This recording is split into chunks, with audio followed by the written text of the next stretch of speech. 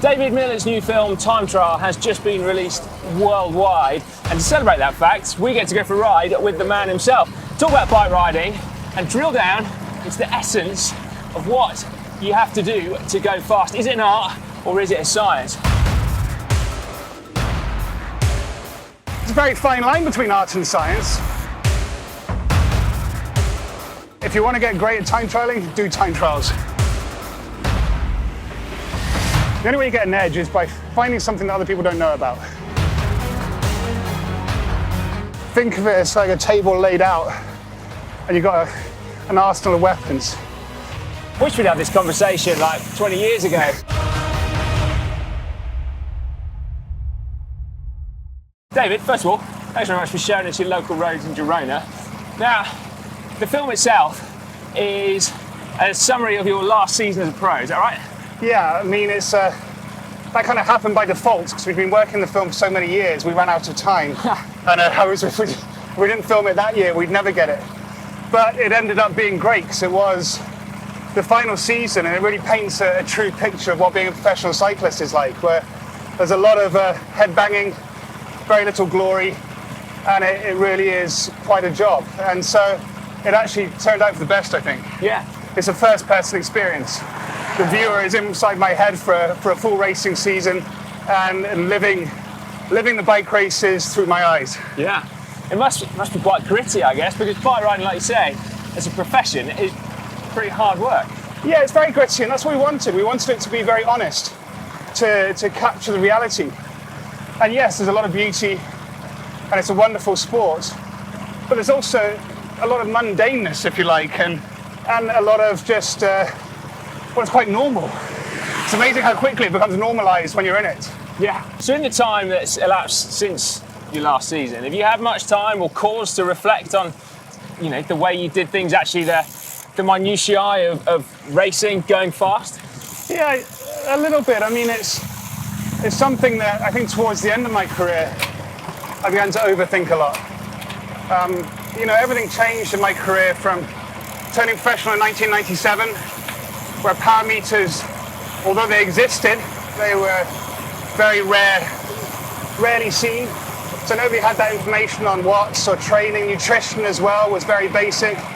And over the 20 years, 18 years professional, 20 years, if you like, from when I first arrived in France to when I stopped, everything changed. Yeah. It became so data-based, the science was widely recognized, whereas before it was almost like a black art, and you had to know the right trainer who had the old wives' tales, and so I saw that change completely. And to be honest with you, by the end, the good thing about it was I learned from all the data collection that a lot of the things that I taught myself, second nature, if you like, and just through hard work and testing off my own bat, were proven right by all the data collection. Really? Which was satisfying. Yeah, what kind of things are you talking about? Well, I suppose I never really liked using heart rate or power in time trials. These always distract me. I was very speed-based. Right. So if we're talking about how fast can you go, if you're supposed to say you've got to go as fast as you can from point A to point B, I think a lot of people get stuck in, I must stick at that power. I must average that power, that cadence, that heart rate. Which is true. By the end of it, if you do the calculations, it probably plateaus out at that line of the average. But during the event, there are peaks and troughs. Yeah. And this is what I used to always ride my time trials on, very much gauging and using a sort of technique where I based everything on speed. So if it was going slower, I'd try and go harder. If it was going fast, once it got over 50 k's an hour, I used to tuck up into a really tight ball and almost lift off the power. Really? And just carry the speed. And the moment it started to slow down, I'd start really piling on the pressure again, which meant that if you were to look at the graph afterwards, there were sort of peaks and troughs. As the speed went up, the power went down. And as the speed went down, the power went up. And you always see those micro sort of like peaks and troughs through the event, which actually proved right. Yeah, I mean, do you think that worked with your physiology, like varying the intensity like that? Or I think so, because mine was very, I had quite high recovery and quite high lactic tolerance. So I could go push myself into the red. Like, let's say this road here.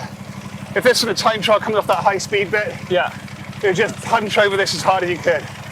So trying not to lose the speed, which might mean you're going up into pretty high millimole and way over your threshold into the red. But then I'd know, because I'd done my recon, that it was going to come down afterwards. I knew I had that recovery point. So it'd be a case of just going as deep as I could, carrying the speed, explode over the top, tuck up really small, just disappear, and then rest. And so on TV or whatever, it looks like it's all pretty smooth. Yeah. But actually inside it's going all over the place. Because my perceived effort here would be close to 10. And so you think that would be something that would work for most people? Yeah, I think it does. I think each one of us is very different. And I think that's often something that's forgotten as well, is that everybody has different physiologies, different body types, and you have to respect that. That's why I'm not a big believer in kind of generic sort of rules for time trialing, all going fast. You have to go out, practice lots of different things, trial and error, cadences, power outputs, techniques on the way you'll ride a course, because every course is different and every person is different. So let's say, maybe if you're a flat course and you're a climber, then you're going to have to ride it very differently to a flat course, let's say with climbs. Somebody who specializes on flat would perhaps take it a little bit easier on the flat bits than power over the climb bits. Yeah. Whereas a climber would have to really go above themselves in the flat and almost use the uphills as a recovery, which it sounds weird.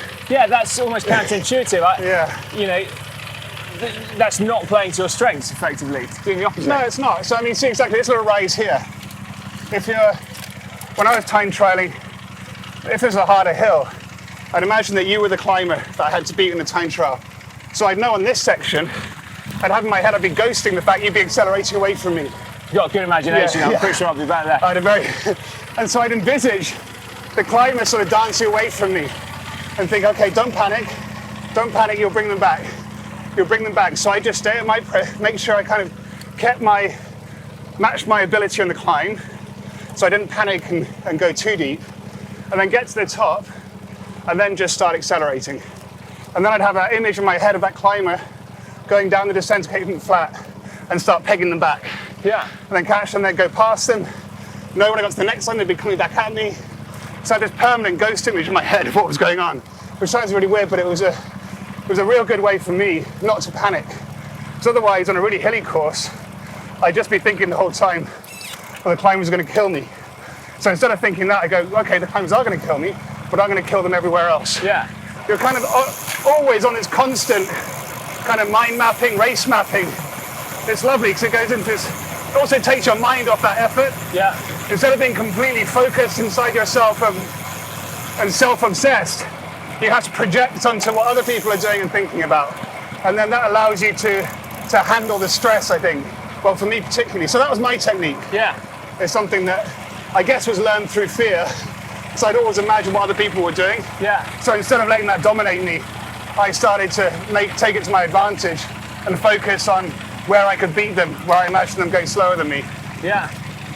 Because I guess often it seems now that when people are talking about pacing or whatever for a long effort, whether it's a sportif or it's a time trial, it's like, well, you have to sort of concentrate on just getting from A to B as fast as possible. But it almost seems like playing with like those kind of visualization techniques might change your pacing. Is that right? Or yeah, it's bang on. So I think that's a trap that people fall into. They go, okay, A to B. I got to go as fast as possible between A to B. No, that's kind of the wrong. It's semantics, but you have to go as fast as you can from A to B, which means every rider is going to have different abilities in that distance. So you've got to figure out what your physiology, what your training allows you to do, and maximize it from A to B. And that's why reconnaissance is so important. You need to know that course intimately so you can then ride it, race it according to your abilities. Know when you're going to get sections where you can push and excel, knowing where you're going to have sections where you can amortize the damage that's going to be done by the other riders. And I think that's something that you've always got to remember. You can only go as fast as you can. Yeah. Did you train specifically for that kind of riding? I mean, did you work that out as that was going to be your thing and you then tailored what you did to become more effective at it? I found the best way to learn to time trial was to actually do as long efforts as you could. Because the only way you really, I mean, the intervals are great doing 4 minutes on, 1 minute off, or 10 minutes. But in truth, the only way you learn and teach your body not only the physicality but the psychological kind of techniques is by doing the distance. Yeah. And that's why the British time trialing scene's a goldmine. So you can go and do club 10s weekly, 2 or 3 if you wanted. And that's how you get so good at it, because it's not just the interval training's great, but if you want to get great at time trialing, do time trials. Right. And really focus. Afterwards, debrief yourself. Work out what you did, where you went wrong, where you went right, but obviously most importantly, where you went wrong. Because it's very rare you'll do a perfect time trial. Is it more art than science? Yeah, I mean, I think there's a very fine line between art and science.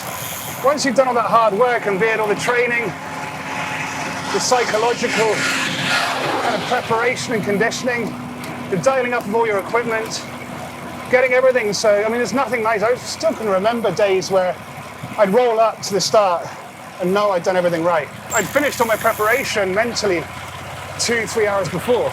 Do you think it's as important to be as fastidious about your equipment in 2018 as it was in 2008 and 1998? It's certainly not as difficult now. Everybody, the whole teams have TT bikes, and now everybody's got amazing positions. Everybody's got the best wheels, great tires, ceramic bearings everywhere. And so I suppose it's not quite as fun, because part of the fun for me was doing all the research and hunting down all those bits and bobs.